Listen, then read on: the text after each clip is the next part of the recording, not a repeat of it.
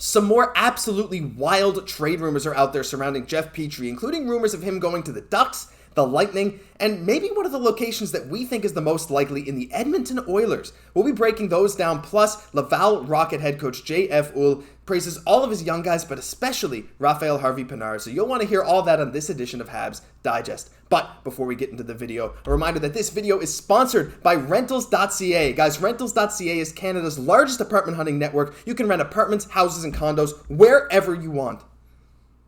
Everywhere in Canada, whether it's Montreal, Toronto, Ottawa, Rentals.ca's got you covered. And what's so nice is that their website, really clean, really easy to use. And as you can see, maps that you can just zoom into, look for the neighborhood that you want that really suits you the best. And you're going to be able to see all these listings for exactly what you're looking for. Yeah, you're exactly right. And as I've mentioned before, I've used Rentals.ca. This apartment I'm in Quebec City, I moved from Newfoundland. I used Rentals.ca to find my apartment before they even sponsored the channel. So as you may have seen last time they sponsored a video, I've genuinely used these people, and I genuinely like the product that they produce. And if you guys are looking for your next house or apartment or whatever, use Rentals.ca, and you've probably seen their billboards all over whatever city you're in, whether it's, again, Toronto, whether it's Halifax, whether you're up in the Northwest Territories, right? It doesn't matter where you are, Rentals.ca has you covered. Look out for their billboards, and if you want to find your next home, Rentals.ca has you covered. Click the link in the description or the pinned comment, and hey, let them know that we sent you. All right, Jesse, the first thing in this video today, let's get into these trade possibilities for Jeff Petry. And the first one we want to talk about is Anaheim. Now, this all came from an article on Fansided outlining their top 3 potential destinations for Jeff Petry. And so the first thing is, again, Anaheim. They said the Anaheim Ducks are very much in the rebuild. They don't really need to add veteran players, but considering they traded away John Klingberg, they lost Kevin Shattenkirk in free agency when he signed with the Bruins, they might be looking to add a bit of a veteran presence on the blue line. And now this article goes on to say that in this case, Montreal probably wouldn't be retaining any salary, and it would be more of a cap dump. Anaheim takes on a veteran cap or a veteran presence with a high cap hit, trades away a decent prospect to someone like Guhle, who is in their system, and maybe like a 5th round pick to Montreal. Jesse, this trade to Anaheim doesn't necessarily make a ton of sense to me because I just feel like if Montreal wants to trade Petry, they're better off retaining salary and getting assets back rather than just doing a pure cap dump. What do you think? It's true. That's probably the most likely situation. However, Kent Hughes, he has to be thinking somehow, okay, maybe this team's a year or two from competing a little bit more. We want to make sure that we have as much space on the books when this happens. Now, of course, the cap's going to be going up soon. That's definitely going to help things a lot. But you have to feel like Kent Hughes, he likes to get a good return. He likes to win every single trade that he does. But you got to feel from the Dallas Stars, again, a contending team. There's been lots of rumors with them. He would definitely fit in as a nice replacement for John Klingberg. It would kind of work for the Habs in a lot of ways. It's just like how they did with Mike Hoffman, where they're looking to free up some space for their young guns up front. I feel like it's even the same on the back end. This trade is the more that we're hearing rumors, there's a very high likelihood that this trade is going to happen before the season starts, because you have to feel like they want to give more time to Barron. This is a player that has a lot of capabilities, but you never put him in that place to succeed. He's never going to do it. We know that Logan Mailloux, obviously very, very talented, not in the NHL yet, but is really knocking on the door. You're definitely going to want to make space for him as well. So I could see, why Montreal does want to do this, but I don't know if Dallas is exactly the best fit, though. Anaheim, I suppose you're saying, but yeah, no, I completely agree with you. But the thing is, Jesse, as we were mentioning, the thing with the Ducks is, I don't know. I feel like if you do this deal with the Ducks, you do this if you have no other option, if no contending team wants to take on Petry at a slightly lower salary, right? You do this if the Habs are just desperate to get that dump and to bring up some of their young guys for nothing, right? So it is an interesting topic, but let's skip on them for now and move on to a slightly more interesting destination in Tampa Bay. So Jeff Petry to the Tampa Bay Lightning is also a bit interesting because Tampa Bay has some very bad cap problems of their own, and they mentioned, how could they even do it? Well, Tampa always seems to find a way, don't they, when it comes to salary cap? So a trade like this would have to have the Habs retaining at least 50% of Jeff Petry's contract, and they'd have to take back a roster player like Philip Myers, and they go on later in this article to say that they would also probably take back someone like Nick Perbix and maybe a 5th round pick. But Jesse, the problem with this is, again, if you're trading away Jeff Petry, Philip Myers and Nick Perbix, They both spent time in the AHL last year at the ages of 26 and 25 respectively, and while they might have some NHL upside, especially Myers, who had a decent NHL career up till now, I just feel like, again, clogging up the position that you're trying to open up for your prospects is maybe not the best idea, even if you get some decent draft compensation along with that, because as we know, Tampa's not afraid to ship out some good picks for a player they like. Yeah, I think it makes sense for Tampa Bay in a lot of ways. They need those reinforcements on that back end a little bit, but at the same time, it's like, does it really work out for the Habs? And as we can see from what they can offer right now, there's not a whole lot in the way. So for that reason, again, Kent Hughes, we know how he likes to approach these deals. So yeah, I'm not seeing that huge return there either. Myself would definitely need to retain that 50%, but you got to feel like Tampa Bay, they already kind of have that offensive sort of defenseman in Victor Hedman. Of course, they wouldn't be relying on Petry as kind of like go-to offensive sort of guy. Definitely dip in, but you got to feel like they have that covered in a lot of ways.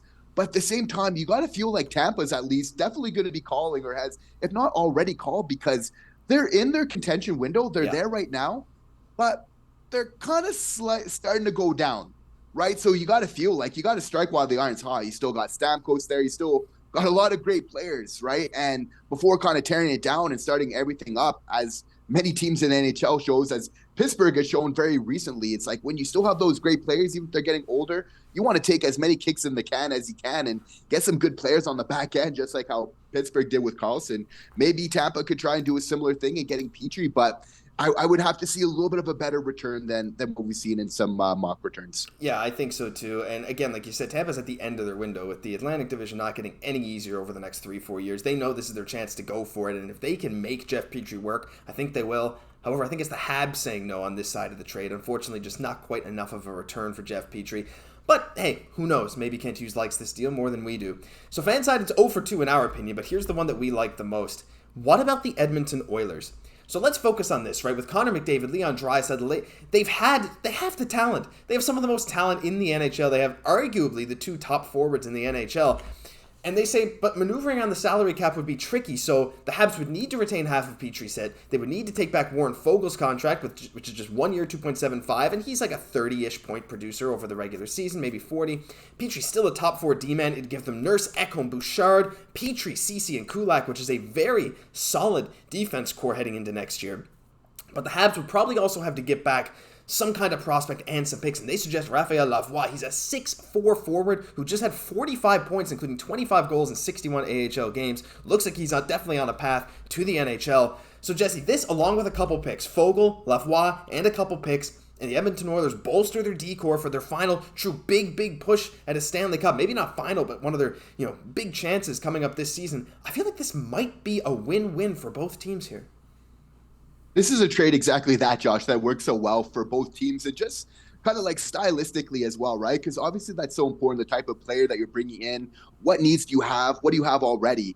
And with the Edmonton Oilers, they brought in Mattias Ekholm recently, obviously much more of a defensive sort of guy. So obviously Petry could be a very much like a complementary offensive piece to kind of go along with a D-men like that in their rotation. But also I feel like another great fit would be the mentorship role he could kind of serve in that young defender of Edmonton who has shown that he has a lot of offensive potential. So bringing in somebody with a little bit of experience could really help you to learn. And then what bringing in Jeff Petry also does for the Edmonton Oilers that is so great is that it allows Cody Ceci to really slide into that third role with our old boy, Brett Kulak, which is much more of like a natural fit for him. You got to feel like on a Stanley Cup competing team, that you would want that. And Edmonton, just as a fan of Canadian hockey teams for the most part, I would really like this move for Edmonton. I think that they've done some pretty savvy moves of late of kind of really addressing what they need to do.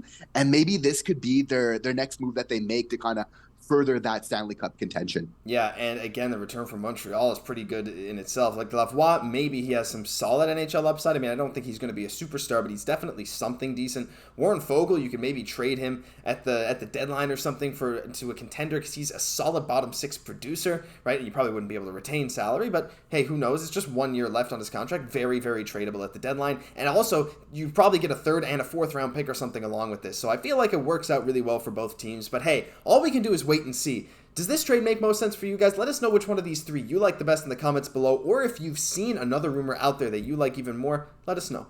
Final thing today, Jesse, we want to talk a bit about J.F. Ullin. He was on a radio show, and he was really, really praising the Habs young guys. He said Rafael Harvey-Pinard is a joy to coach, and he was also asked if he thinks Kaiden Primo's NHL ready, but we're going to focus mostly on Rafael Harvey-Pinard, and Hockey Stixie on Reddit did a really nice job of summarizing the radio interview. He says on the young core, he expects mistakes. They'll need to learn the AHL is different. It's more physical. He expects some struggling, but they should be good to go by Christmas. But on Rafael Harvey-Pinard in particular, he says he's a joy to coach. He puts all the effort in, and he said he finds it funny that RHP is never on the list of the Habs' top prospects for some reason, when the lists are always filled with guys who are yet to make it or not in the organization anymore. They said him and Belzile are great examples for young guys trying to make it. He's not just a good hockey player, but good teammate. And this is just amazing praise, right? JF Houle has spent, I'm sure, a lot of time with Rafael Harvey-Pinard, and from every step of the way, not only him, but the rest of the Habs management have had nothing but good to say about him, and it's just really, really cool, the culture he seems to be brewing down in Laval. It's true. And it's been years now that Jean-Francois Houle is just giving the praises of RHP, and he's just seen him develop further and further, right? So it's kind of adding a lot of those credence to a lot of those words that he's been saying from years back, is that he really saw something in this player for a long time. And I mean, you have to feel, if you're coaching a player like that is bringing so much effort every night, that has so much skill, of course that's going to make you so happy as a coach. It even makes your job just so much easier. It's just really those heart and soul players that are just so important for winning teams, right? And we're starting to see like kind of the changing of the guard. Like he's almost I don't want to say, but like replacing Brendan Gallagher at this point, kind of slowly. In a way. Like at this point in their careers, who would you kind of say is the better player right now, Rafael Harvey-Pinard or Brendan Gallagher? Oh boy. Oh, I don't want to hurt anyone's feelings, but okay, let me take the diplomatic answer. Rafael Harvey-Pinard has had a very small sample size. We don't know what his long-term NHL potential looks like. However, he looked like he was in his own element, right? He looked like he was good on the first line this past year with the likes of Nick Suzuki. He's one of those guys that can fit in on any line, similar to Gallagher. At this point, with the injury concerns and stuff with Gallagher, and if you take the contracts into consideration, I'd probably rather Harvey-Pinard, but I think a healthy Gallagher can very much prove to us that he is still better overall. So, very diplomatic, but I actually might be leaning towards Harvey-Pinard. Is that crazy to say? No, it's not at all. It's just Brendan Gallagher just is what it is. He's obviously had an amazing career, but just beat up. He might kind of prove us wrong right now, but obviously playing the way that he is, like none of us would be super surprised just as a result of that. The game is just kind of going down. But the real question is, like, can Harvey-Pinard become what Brendan Gallagher was? So maybe he might be the better player now, but the question is going to be, will he become as great of a player as Brendan Gallagher was? Because obviously he was a tremendous player, scoring 30 goals. That's definitely still not a given for Harvey-Pinard. Definitely not outside of his wheelhouse, I would argue. But obviously that would be an amazing achievement. So I think he's going to work really hard. I think he has a really great role model in Brendan Gallagher to follow. And I wouldn't be surprised to see him follow a similar path and hopefully, just kind of take care of himself and have that longevity as well. Both late round draft picks, both coming up the hard way, both coming up showing their grit and grind and hustle at the NHL level. A lot of similarities between the two, and I can't wait to see how they both produce this year and in the next couple. But that'll do it for this news edition of Habs Digest. If you enjoyed, leave a like, comment, subscribe to the channel. We're over 7,000 subs. Thank you very, very much for all your support. On the road to 10,000 now, and we hope you meet us there. I'm Josh Gosse for my co-host Jesse Poirier. We'll catch you in the next one.